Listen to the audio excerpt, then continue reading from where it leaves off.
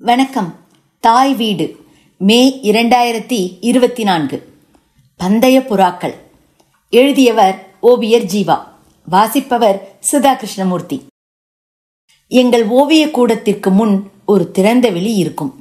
பேனர்களை சட்டத்தில் இணைக்க, வெயிலில் காயப்போட என்று பல பயன்பாடுகளுக்கு பயன்படும். அங்கு ஒரு மூலையில் எங்கள் அனுமதி பெற்று ஒரு நண்பர் 2-3 கள்ளிப்பெட்டிகளை கொண்டு கூண்டுகள் அமைத்திருந்தார். எல்லாம் புறா வளர்ப்பதற்கு. இதை அவ்வப்போது வேடிக்கை பார்ப்பது எனக்கு ஒரு பொழுதுபோக்கு. அவர்கள் உலகம் தனி. ஒவ்வொரு புறாவின் பறக்கும் திறன், மற்ற சிறப்பம்சங்கள் என்று பேசிக்கொண்டே இருப்பார்கள். புறா பந்தயங்களில் கலந்து கொள்ள தங்கள் புறாக்களை கடும் பயிற்சி எடுக்க வைப்பார்கள். கூடுதல் நேரங்கள் பறக்கும் புறாவே ஜெயிக்கும். இதற்கான மைதானங்கள் குளக்கரைகளிலோ மொட்டை மாடிகளிலோ அமைந்திருக்கும். சதா வானத்தையே பார்த்து பலருக்கு கழுத்து வலி கூட வந்திருக்கும். வெகு அபூர்வமாகவே திரைப்படங்களில் இந்த புறா பித்து சித்தரிக்கப்பட்டிருக்கிறது. என் நினைவுகளில் IV சசி இயக்கிய அங்காடி திரைப்படத்தில் குதிரவட்டம் பப்புவும் குஞ்சனும் இப்படி புறா வளர்த்து கொண்டு இருப்பார்கள். பாவாடை வேண்டும், மேலாடை வேண்டும், பஞ்சார பைங்கிலிக்கு என்ற பாடல் காட்சியில் புறாவை அழைக்கும் சங்கேத குரலை அவ்வப்போது இருவரும் எழுப்பிக் கொண்டே இருப்பார்கள். டெல்லி 6 என்ற ஹிந்தி திரைப்படத்தில் இதே போல மொட்டை மாடி புறாக்களுடன் மசாக்லி என்ற புகழ்பெற்ற AR ரஹ்மான் பாடல் ஒன்றும் உண்டு. தமிழில் வெற்றிமாறன் பல விருதுகள் பெற்ற ஆடுகளம் என்ற ஒரு படம் இயக்கியிருந்தார். இதன் கதை பொருள் புறா பந்தயங்கள் அல்ல, சேவல் பந்தயம் என்று அழைக்கப்படும் ஒரு விளையாட்டு. சேவல்கள் கால்களில் கத்தியை கட்டி மோதவிட்டு பந்தயம் கட்டுவது இந்த விளையாட்டின் முக்கிய அம்சம். மலையாளத்தில் இப்போது புகழ்பெற்ற நடிகர் சௌபின் சாஹிர் முன்பு ஒரு படம் இயக்கியிருந்தார். தலைப்பு பரவா. இளைஞர்கள் சிறுவர்கள் இடையே இருந்த புறா பந்தய மோகத்தோடு கிரிக்கெட் களம் ஒன்றையும் கூடவே அமைத்திருந்தார். இந்த திரைப்படம் மக்களிடையே வரவேற்பையும் பெற்றது. சமீபத்தில் நான் பார்த்த திரைப்படம் பைரி என்ற 4ஆம் தலைமுறை ராஜலிங்கம் கதை.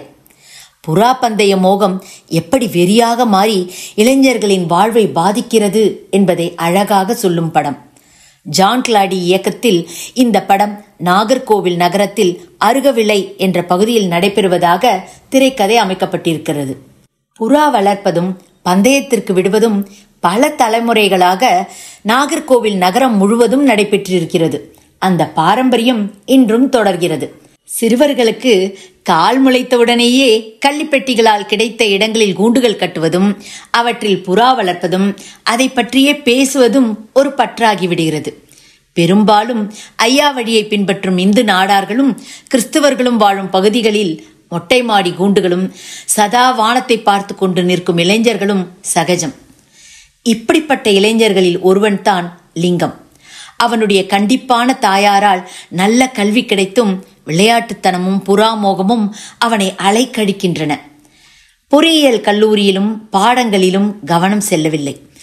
ஏகப்பட்ட அரியர்ஸ். இந்த நேரத்தில் இவர்கள் அனைவரின் காப்பாளரான ரமேஷ் பண்ணையாரின் புறா உலக சாதனை படைத்ததை கேட்ட பின் இவனது மோகம் அதிகரிக்கிறது. கூடவே தூபம் போட இவனது உயிர் நண்பன் அமல்.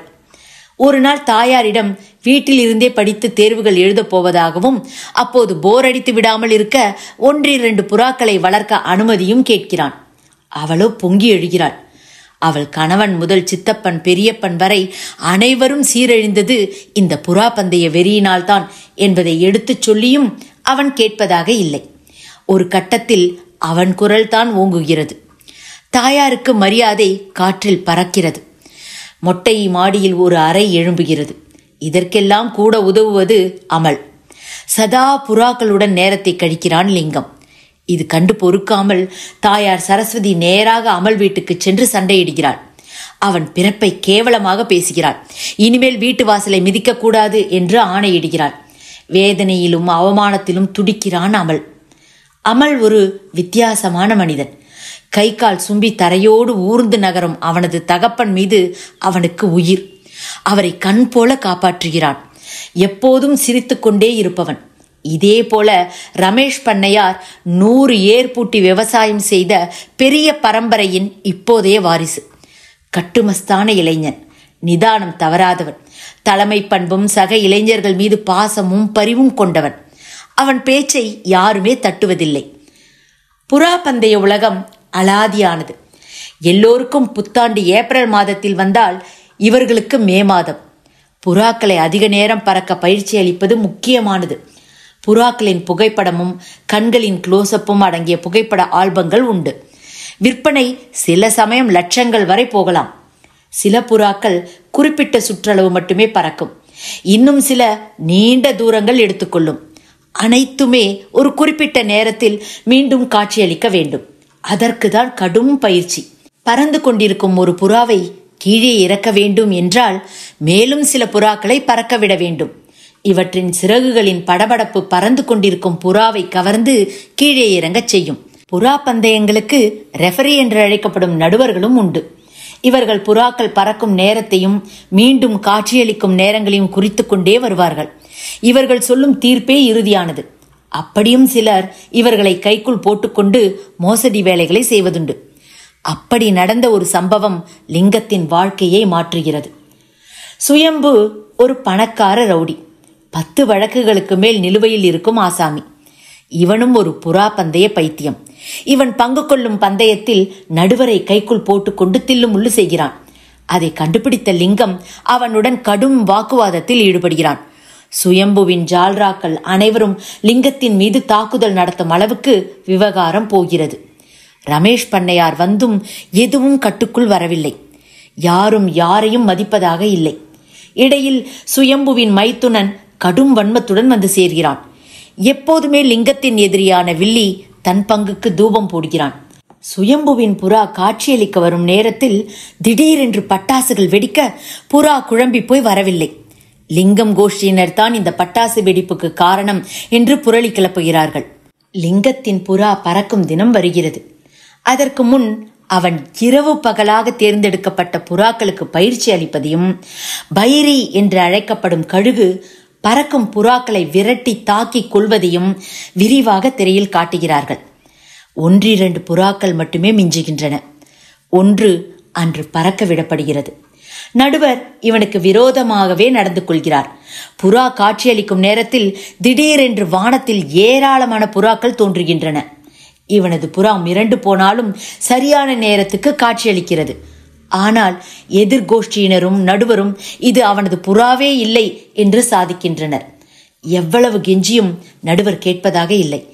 இயலாமையின் ஆவேசத்துடன் எங்கிருந்து புறாக்கள் கிளம்பி வந்தன என்று தேடி கிளம்புகிறான். எல்லாமே சுயம்புவின் இடத்திலிருந்து வந்தவை என்று தெரிந்து நேராக அவனிடம் மோதுகிறான்.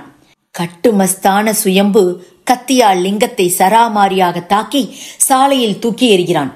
லிங்கத்தை தேடி வந்த நண்பர்கள் அவனை தூக்கி எடுத்து மருத்துவமனைக்கு செல்கின்றனர். அங்கு ரமேஷ் பண்ணையார் எவ்வளவோ தடுத்தும் அமல் ஆவேசத்துடன் சுயம்புவை பழிவாங்க ஓடுகிறான். அவன் வீட்டு வாசலில் ஒரு அழகிய புறாவை பறக்கவிட்டவுடன் புறாவெறியன் சுயம்பு கவனம் முழுவதும் அதன் மீது பாயும் போது பின்னால் அவன் இடுப்பில் கடப்பாறையால் செருகிவிட்டு ஓடுகிறான் அமல். அமலை தேடி பெரிய கூட்டமே அலைகிறது. அவன் தஞ்சம் புகுந்திருப்பதோ ஒரு பன்றி பண்ணையில். அச்சம் அவனை படாத பாடுபடுத்துகிறது. செய்தி அறிந்து லிங்கமும் குமுறுகிறான். பண்ணையாரிடம் அரசியல்வாதிகள் உதவி கொண்டாவது அவனை காப்பாற்ற வேண்டும் என்று வேண்டுகிறான். ரமேஷும் ஏராளமான பெரிய மனிதர்களை இதற்காக சந்திக்கிறார். எதற்கும் சுயம்பு மசியவில்லை. லிங்கம் மருத்துவமனையிலிருந்து டிஸ்சார்ஜ் செய்யப்பட்டவுடன் துணிமணிகளை எடுத்துக்கொண்டு சென்னைக்கு கிளம்புகிறான். அவன் தாய்க்கு ஒன்றுமே புரியவில்லை. லிங்கம் டிஸ்சார்ஜ் ஆனவுடனேயே சுயம்புவின் ஆட்கள் அவனை தேடி அலைகின்றனர். பஸ் நிலையம் நோக்கி அவன் பைக்கில் செல்லும் போதே பெரும் படை அவனை துரத்துகிறது. அந்த நேரத்தில் சுயம்புவின் தொலைபேசி வருகிறது. அனைவரையும் நடவடிக்கைகளை நிறுத்திவிட்டு திரும்பி வருமாறு சொல்கிறது. பாராளுமன்ற உறுப்பினர் நேரில் வந்து சுயம்புவை மிரட்டியதால் வந்த முடிவு அது. ஆனாலும் அவன் அடங்கவில்லை. அன்றிரவே அமலை கொடூரமாக கொலை செய்கின்றனர். அமல் அனுமதிக்கப்பட்ட மருத்துவமனையில் நண்பர்கள் அனைவரும் லிங்கத்திற்கு தகவல் தர முயற்சிக்கையில் அவனது தாய் தடுக்கிறார். அவன் சென்னையில் எப்படியாவது பிழைக்கட்டும், இங்கு வந்து மீண்டும் இரத்த களரியில் குதிக்கக்கூடாது என்று மன்றாடுகிறாள். லிங்கம் வரமாட்டான் என்ற அசரீரியோடு படமும் முடிகிறது. சமீபத்தில் வெளிவந்த தமிழ் படங்களில் என்னை மிகவும் கவர்ந்தது பைரி. ஒரு முதல் படத்தில் இவ்வளவு திறமைகளை காட்ட முடியுமா என்ற கேள்விக்கு பதில் சொல்லியிருக்கிறார் இயக்குனர் ஜான் கிலாடி. அவரே அமல் என்ற பாத்திரத்தில் அற்புதமான நடிப்பையும் வெளிப்படுத்தியிருக்கிறார். வீட்டுக்குள் மாட்டியிருக்கும் காமராஜர், சிவாஜி படங்கள் தொடங்கி பல நுணுக்கமான விஷயங்கள் படம் முழுவதும் விரவி நிற்கின்றன. லிங்கமாக நடிக்கும் சையது மஜீத் முதல் அம்மாவாக நடிக்கும் விஜய் சேகர் வரை அனைத்து நடிகர்களும் வெகு உணர்ச்சிகரமாக நடித்திருக்கின்றனர். புறா பந்தய ஆர்வம் வெறியாக மாறும்போது எந்த அளவுக்கு பாதிப்புகள் ஏற்படும் என்று தெளிவாக சொல்லியிருக்கின்றனர் இந்த இளைஞர்கள். இப்பொழுது இந்த படம் அமேசான் தளத்தில் காண கிடைக்கிறது. நன்றி, வணக்கம்.